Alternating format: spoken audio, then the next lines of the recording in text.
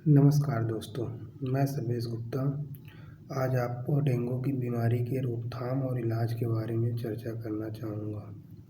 Dengue जिसके बारे में हम सभी सुन रहे हैं और जिसके संक्रमण से प्रभावितों की संख्या बढ़ती जा रही है।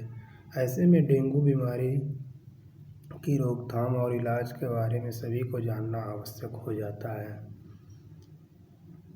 डेंगू फीवर वायरल फीवर है जिसमें मनुष्य एडिस एजिप्टी मच्छर के काटने से संक्रमित होते हैं।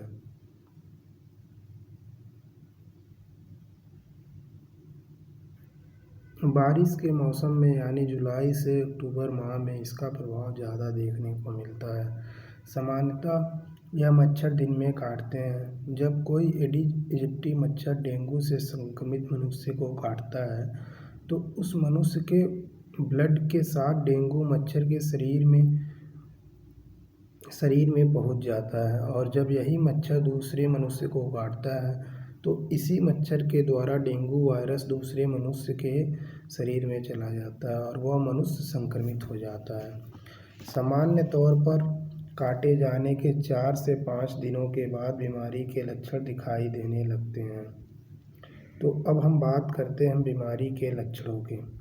डेंगू बुखार 3 तरह का होता है: सामान्य या classical dengue fever, dengue haemorrhagic fever और डेंगू सिंड्रोम।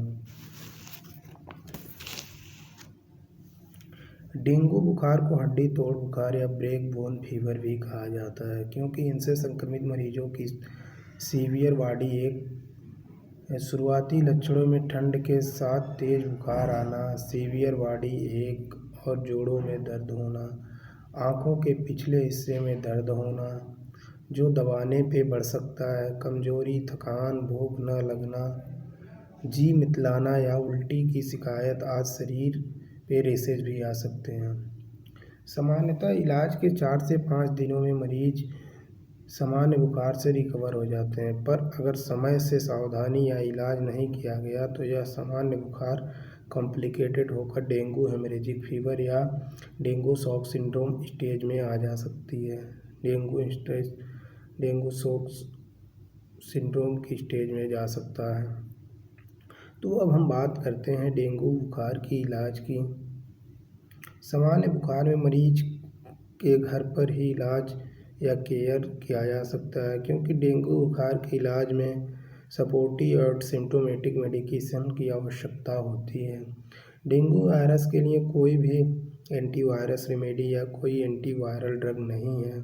बुखार के लिए 6 से 8 घंटे में पैरासीटामॉल 650 mg देनी चाहिए। कृपया करके कोई भी पेन किलर जैसे NSAID की डायनाफर कॉमिफ्लॉम आदि का सेवन न करें। पर्याप्त अधिक मात्रा में फ्लूइड और लिक्विड लें जैसे कि नारियल पानी, नींबू पानी, छाछ, जूस इत्यादि। अपने न्यूट्रिशन का बराबर ध्यान रखें। इसके साथ ही साथ प्लेटलेट्स को बराबर मॉनिटर करते रहें। अगर बुखार पैरासीटामॉल से भी नहीं उतर रहा है और dengue haemorrhagic fever, dengue shock syndrome कोई भी लक्षण दिखाई दे तो मरीज को तुरंत हॉस्पिटलाइज करना चाहिए।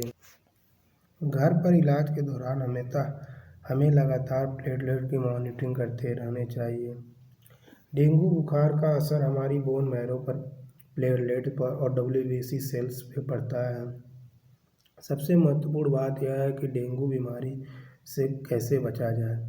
इसके लिए आवश्यक है एडिस मच्छरों को पनपने से रोकना और एडिस मच्छरों के काटने से बचाव।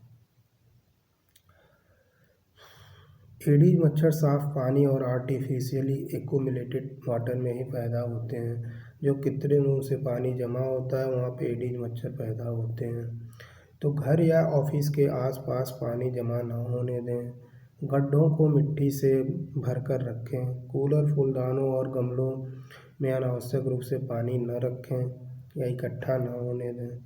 खाली डिब्बे, खाली बोतल आंगन या मैदान में खुली अवस्था में न रखें। पानी की टंकी को कवर करके ढककर रखें। खिड़की पर जाली का उपयोग करें और मॉस्किटो रिपेलेंट या मॉस्किटो स्प्रे से छिड़काव करते रहें। सभी को खास तौर पे बच्चों या बुजुर्गों की फुल स्लीव्स के कपड़े और फुल लोअर पहना के रखें। तो दोस्तों स्वस्थ रहें, प्रसन्न रहें, खान पान और व्यायाम से खुद को इम्यूनिटी बढ़ाएं। धन्यवाद।